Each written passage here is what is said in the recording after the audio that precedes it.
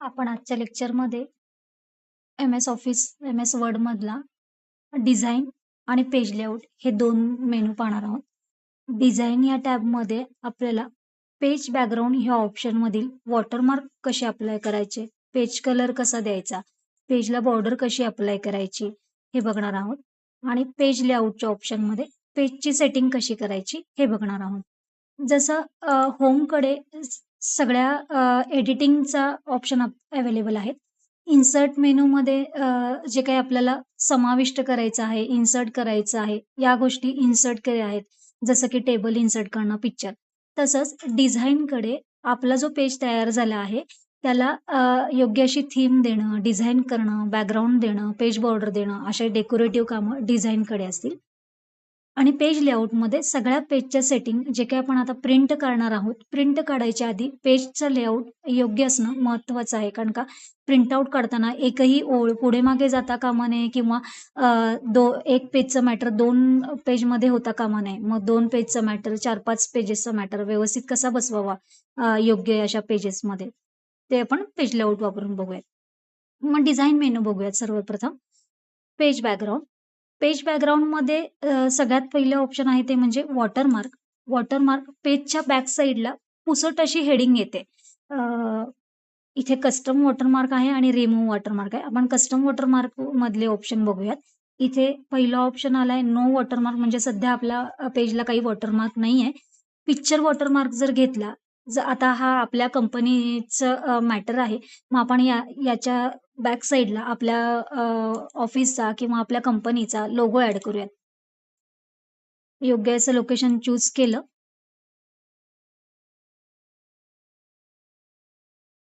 की आपला लोगो कुठे किंवा आपली इमेज कुठली आपल्याला वॉटरमार्क म्हणून अप्लाय करायची ती आपण देऊयात. इन्सर्ट केलं. इथे ओके असं म्हटलं, की पेजच्या बॅकग्राऊंडला पहा असं पुसट असं एक इमेज आलेली आहे. त्याच्यानंतर मला जर एखाद्या टेक्स्टमध्ये जसं आता इथे कॉन्फिडेन्शियल लिहिलंय. पहा मी आता इथे क्लिक करते वॉटरमार्कला. जसं ड्राफ्ट म्हणून दिसतं ना पेजच्या पाठीमागे, त्याच पद्धतीने आपल्याला आपल्या कंपनीच्या, आपल्या ऑफिसच्या जर हेडिंग पाठीमागे टाकायची असेल, तर कस्टम वॉटरमार्कमध्ये आणखीन एक ऑप्शन आहे, तो म्हणजे टेक्स्ट वॉटरमार्कला. इथं पहिलं लँग्वेज आहे. इंग्लिशमध्ये हवी आहे का तुम्हाला वेगवेगळ्या लँग्वेजमध्ये? इथे 2-3 लँग्वेज इथं यूज केल्यात. मी आता इंग्लिशच वापरते. टेक्स्टमध्ये आपल्याला जो टेक्स्ट इथे वॉटरमार्क म्हणून हवा आहे, तो इथं टाइप करा.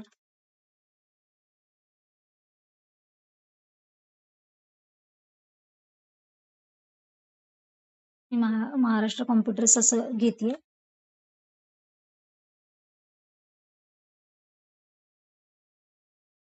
याला तुम्हाला फॉन्ट वगैरे जर पण हवा असेल, तर आपण असे फॉन्ट पण इथे त्याला देऊ शकतो. ऑटो साइज म्हणजे ऑटोमॅटिक वर्ड आता याला साइज घेईल. पण आपल्याला जर इथे त्याची साइज जास्त कमी-जास्त ठेवायची असेल, तर आपण तसं कमी-जास्त पण देऊ शकतो. कलर वगैरे वापरायचे असेल, तर कलर पण येतो. आता इथं सिल्व्हर कलरचा हे केला. आपण रेड कलरचा घेऊयात आणि तुम्हाला हा शब्द इथे लेआउट विचारतोय. डायगोनलला क्लिक आहे. डायगोनल म्हणजे असं क्रॉसमध्ये येतो पेजच्या आणि हॉरिझॉन्टल म्हणजे आडवा येतो. मी आता डायगोनलच ठेवते आणि आपण ओके करूयात. पहा पेजच्या बॅकला महाराष्ट्र कॉम्प्युटर असं पुसटसं आलेलं आहे. यालाच म्हणतात आपल्या पेजला वॉटरमार्क अप्लाय करणं. असं प्रत्येक पेजला येईल. एका पेजला अप्लाय केलं, की आपले आता जेवढे काही पेजेस होतील मी आता एंटर करून पुढचा पेज घेते. बघा आता इथे तुम्हाला दिसतंय महाराष्ट्र कॉम्प्युटरचं बॅक साइडला आलेलं आहे. तुम्ही जसं-जसं टाइप कराल ते काही त्याच्यावरती येणार नाही. बॅक एंडलाच राहील. पेजच्या बॅकग्राऊंड म्हणून आलेलं आहे ते. म्हणूनच पेज बॅकग्राऊंडमध्ये ते ऑप्शन अवेलेबल आहे. इन्सर्टमध्ये हा ऑप्शन नाही आहे वॉटरमार्कचा. बॅकग्राऊंडचे ऑप्शन असल्यामुळं डिझाइन मेनूमध्ये हे ऑप्शन आहेत. पहा, आपण जसं-जसं टाइप करतोय तो टेक्स्ट पाठीमागे आहे वॉटरमार्कचा. येत्या लक्षामध्ये वॉटरमार्क कसे अप्लाय करायचे, पिक्चर आपण वॉटरमार्क बघितला आणि टेक्स्ट वॉटरमार्क कसे अप्लाय करायचे हे वॉटरमार्क. आपल्याला जर वॉटरमार्क काढूनच टाकायचं असेल, तर आपण इथं रिमूव्ह वॉटरमार्क वापरू शकतो. रिमूव्ह केलं की हे पहा सगळे वॉटरमार्क आपले पेजचे निघून गेले. येते लक्षामध्ये. आता आपण पेज कलरकडे येऊयात. ज्यांना कलर प्रिंट हवी असते, एखाद्या प्रोजेक्टमध्ये आपल्याला कलर पेज लागणार असतं. पण कलर पेज म्हणजे बॅकग्राऊंडचा कलर, फॉन्टचा कलर नव्हे. फॉन्टचा कलर आपण आता ह्या ओळीला ह्या टेक्स्टला जर अप्लाय करायचं असेल, तर आपण सिलेक्ट करून होम मेनूचा वापर करून घेऊयात आणि याला फॉन्टचा कलर देऊयात. पण जर बॅकग्राऊंडला जर कलर हवा असेल तर डिझाइन मेनूचा वापर करूयात. डिझाइन मेनूमध्ये पेज बॅकग्राऊंड मधलं ऑप्शन पेज कलर. इथे असे सिंपल कलर्स आहेत. आपल्याला जर वेगवेगळ्या फॉर्मॅट्समध्ये जर कलर घ्यायचे असेल तर इथे फिल इफेक्ट्स नावाचे ऑप्शन आहेत.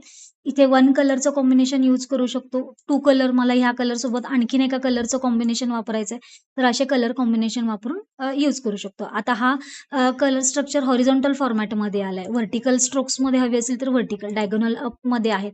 मग ह्या चौघांपैकी कुठला आपल्याला अप्लाय करायचा त्याच्यावरती क्लिक करायचा. ओके केलं की हा शेड आपल्या पेजला बॅकग्राऊंडने अप्लाय होईल. कलर प्रिंट काढायला गेलं तर कलर प्रिंट आपला हा खूप छान दिसेल. जर तुम्ही एखादं लहान मुलांसाठी प्रोजेक्ट करताय किंवा एखादं प्रेझेंटेशन करताय तर अगदीच कलर काम करायचं असेल तर ह्या थीम अशा तुम्ही वापरू शकता पेज कलर म्हणून. मला आता कुठलाही कलर अप्लाय करायचा नाही, मी याला व्हाईटच ठेवते. ओके. मोअर कलर्समध्ये गेला तर आणखीन ह्याच शेडमध्ये वेगवेगळे शेड तुम्ही सिंगल कलर असलेले क्लिक करू शकता. ओके केलं की हा कलर आपल्याला अप्लाय होईल. आणखीन वेगवेगळे कलर्स फॉर्मॅट द्यायचे असेल तर तसेही आपण देऊ शकतो. हा आपण आता कलर अप्लाय केला याच्यात. आता पेज बॉर्डर देणं. पेज बॉर्डर उगाचच सगळ्याच याला प्रोजेक्ट्सला द्यायची अशी नसते. एखादा तुम्ही बायोडेटा करताय किंवा शाळा कॉलेजचे जर प्रोजेक्ट करत असाल तर तिथे योग्य अशी फॉर्मल अशी पेज बॉर्डर द्या. लहान मुलांचे वगैरे जर प्रोजेक्ट करत असाल तर वेगवेगळ्या बॉर्डर्स आहेत. मी आता सांगते. एखादा जर बायोडेटा असेल, आता मी एक बायोडेटा ओपन करते. हा आता बायोडेटा खूप असा हे दिसतोय. तर आता आपण याला छान लुक देऊयात पेज बॉर्डर देऊन. पेज बॉर्डरला क्लिक करा. आता सध्या नन नाही त्यामुळे काहीच बॉर्डर दिसत नाहीये. ननच्या खाली ऑप्शन आहेत बॉक्स नावाचा. स्टाईल निवडा. तुम्हाला बॉर्डरची स्टाईल कुठली हवी. मला ही आता अशी जाड अशी हवी आहे. त्याला कलर कुठला हवाय कलर. तुम्ही जर कलर प्रिंट करणार असाल तर नक्कीच कलर अप्लाय करा. पण आपला बायोडाटा आहे त्यामुळे आपण कलर नाही वापरायचे याला. एक फॉर्मल बायोडाटा असतो त्यामुळे कलर कॉम्बिनेशन नाही यूज करायचे. अशा पद्धतीने आपण साधे बॉर्डर्स यूज करू शकतो. हे झालं रिझ्यूम. या बायोडेटालाच आपण एखादी छान वेगळी अशी बॉर्डर अप्लाय करूयात. पेज बॉर्डरमध्ये जाऊयात. आर्टमध्ये येऊयात खाली. हे असे लहान वरती जे दिसतात हे असे लहान मुलांसाठीच्या वर्कशीटसाठी वापरले तरी चालतील. पण आपलं एखादा फॉर्मल पेज असेल, एखाद्या ऑफिससाठी वगैरे वापरत असाल तर खाली त्या रिलेटेड पण बरेच बॉर्डर्स आहेत. आपण अशा पद्धतीचे बॉर्डर्स घेऊ शकतो.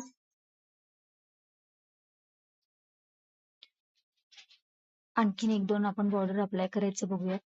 पेज बॉर्डर बॉक्स टाईपमध्ये. ह्या वेगवेगळ्या प्रकारच्या आर्ट्स आपण लावू शकतो. ह्या आर्ट्समध्ये सुद्धा फॉर्मल अशा सुद्धा बॉर्डर्स आहेत.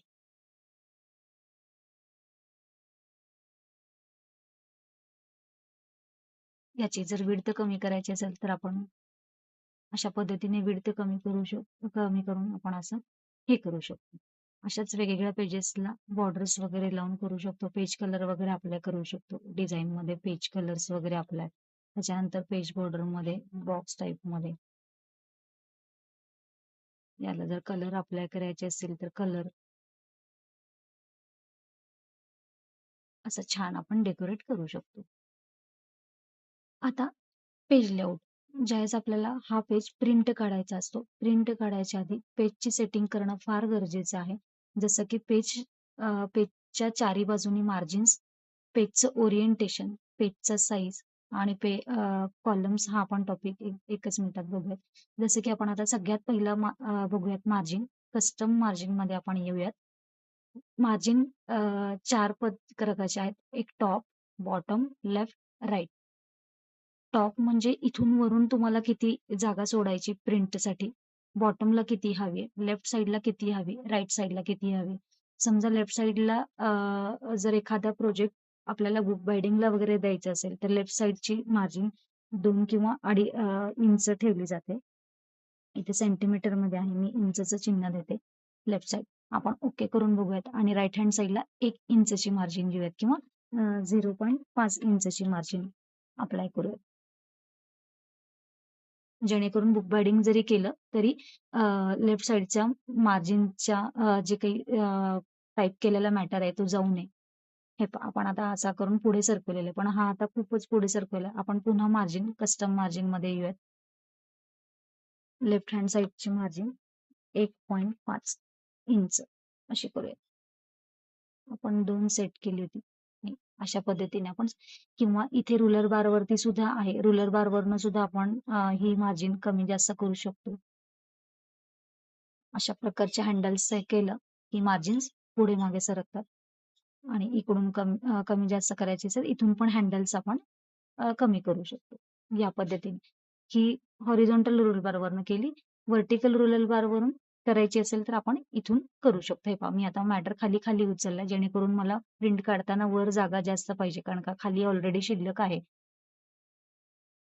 आपण अशा पद्धतीने मार्जिन अप्लाय करू शकतो. हे बघायचं असेल कसं हे झालंय, काय झालंय, आपण फाईल मेनू मध्ये प्रिंट हा पर्याय वापरला तर आपल्याला प्रिव्ह्यू दिसतोय. वरून आपण किती मार्जिन सोडली, आपली लेफ्ट साईडला किती गेली, राईट हँड साईडला किती आली हे समजेल आपल्याला. बॅक गेलं की आपण पेजवरती येतो. मार्जिन वापरायला शिकलो आपण. त्याच्यानंतर ओरिएंटेशन. पेज आता सध्या उभाच आहे. जर मला एखादा सूचनाचा पेज असेल आडवा तर ओरिएंटेशन मध्ये लँडस्केप केला की हा हे बघा पेज आता लँडस्केप झाला. आता ह्या पेजमध्येच मला आता लँडस्केप पेजमध्येच बसवायचंय. तर 2 ओळी खाली गेल्यात. आपण मग यालाच पेज सेटिंग कशी करायची बघूयात 2 ओळीसाठी. एकतर आपण मार्जिन कमी करून घेऊयात टॉपची. हे पहा आपल्या ओळी सरकल्यात. पण खाली खूपच जागा कमी शिल्लक आहे. अशाच पद्धतीने मी जर बॉटमची पण मार्जिन आणखीन जरा हे केली तर आपल्या होते. आता हा पेज आडवा झाला. आपण प्रिव्ह्यू बघू शकतो. फाईलमध्ये प्रिंटला गेलं तर हा पेज आडवा निघतो.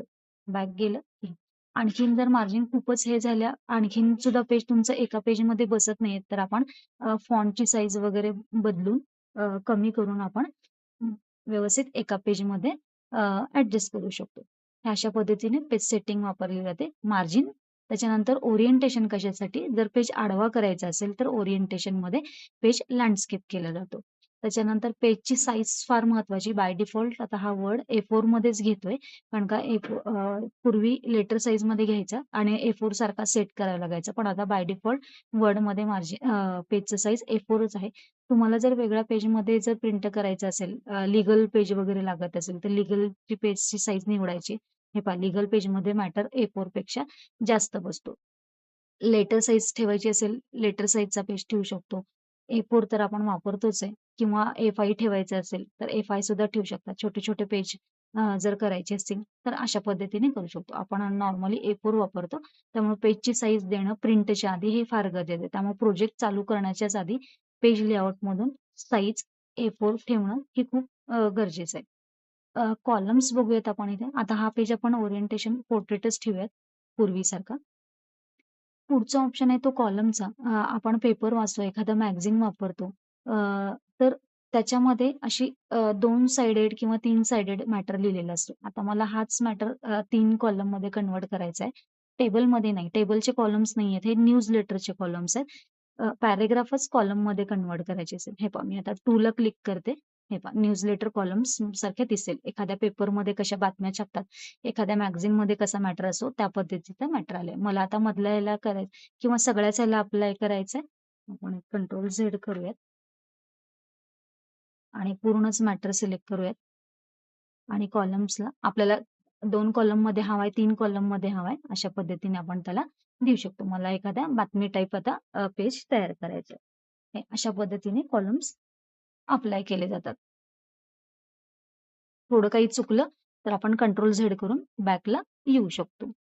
समजतंय? पेज लेआउट मध्ये कॉलम्स कसे वापरायचे, साईज कशी घ्यायची, ओरिएंटेशन कसं अप्लाय करायचं, मार्जिन्स कशा द्यायच्या, मार्जिनचा ऑप्शन वापरून सुद्धा कसं करू शकतो आणि व्हर्टिकल आणि हॉरिझॉन्टल रूलर बारचा वापर करून सुद्धा करू शकतो. इन्सर्ट मेनू मधला एक ऑप्शन दाखवायचा राहिला होता तो म्हणजे ड्रॉप कॅप. आत्ताच आपण बघितलं एखाद्या मॅगझिन मध्ये किंवा एखाद्या पेपरमध्ये आपण कॉलम वाईज कशी हेडिंग घेऊ शकतो. तिथेच एखाद्या मॅगझिन मध्ये फक्त पहिलं अक्षर हे मोठं केलं जातं त्याला म्हणतात ड्रॉप कॅप.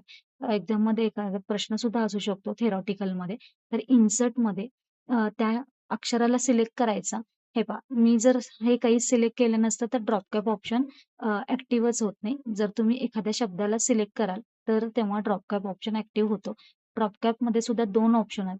एक ड्रॉपड आहे आणि दुसरा इन मार्जिन आहे. मी याला पुन्हा एकदा ह्या कॉलम्सला सिंगल मध्ये कन्वर्ट करते. पहिलं अक्षर सिलेक्ट करते, इन्सर्ट मध्ये येते, ड्रॉप कॅप मध्ये येते, ड्रॉपड करते. हा ड्रॉपड झालाय 3 ओळी पुरता ड्रॉप झालाय.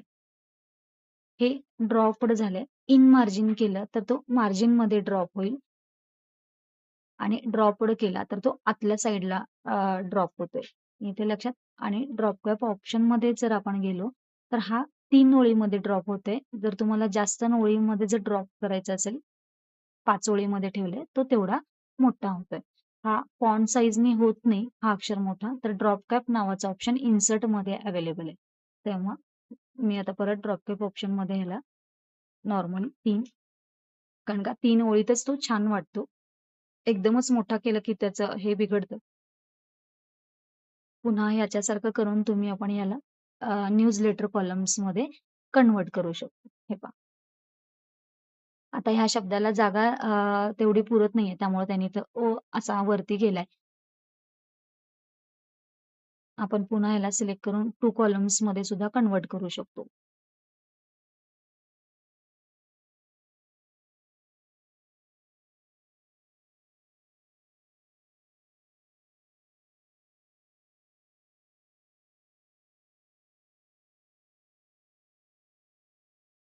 हे अशा पद्धतीने होतं. ह्या पद्धतीने आपण डिझाइन आणि पेज लेआउट बघितलं.